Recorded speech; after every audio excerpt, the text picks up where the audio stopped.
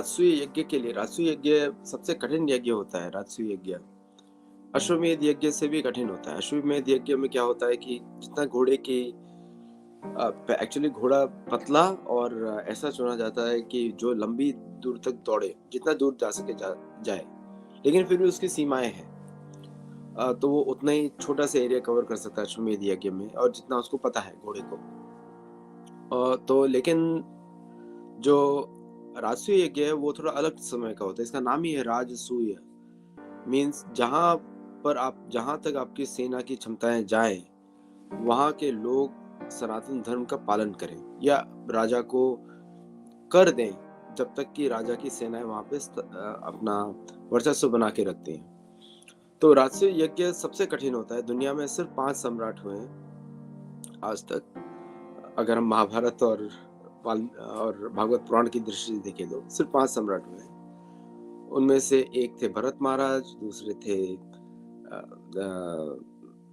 श्री राम को सम्राट नहीं माना जाता बिकॉज क्योंकि वो मनुष्य नहीं है, अर्धम विष्णु, तो मनुष्य की श्रेणी में उनको नहीं माना जाता। जबकि सबसे बड़ा राज्य श्री राम का रहा है पूरी दुनिया में, पूरी पृथ्वी उनके राज में थी। लेकिन मनुष्यों में 5 सम्राट हुए, पृथु महाराज, भरत महाराज, दुष्यंत, और सबसे बड़े हुए युधिष्ठिर।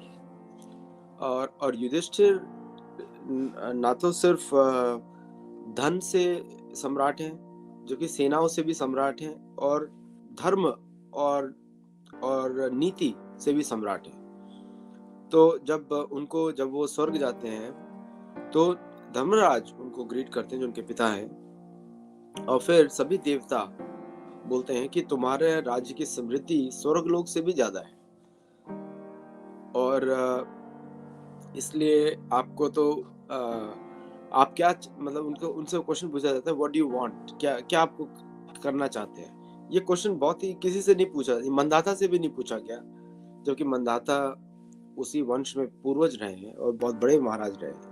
मंदाता से भी ये प्रश्न नहीं पूछा गया, ये प्रश्न सिर्फ युधिष्ठिर से पूछा गया।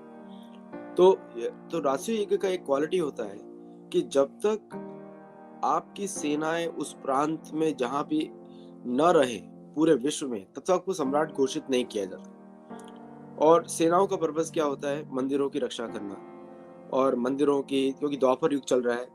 द्वापर युग, अभी कलयुग शुरू नहीं हुआ है। उस समय राजसूय के समय कलयुग नहीं शुरू हुआ था।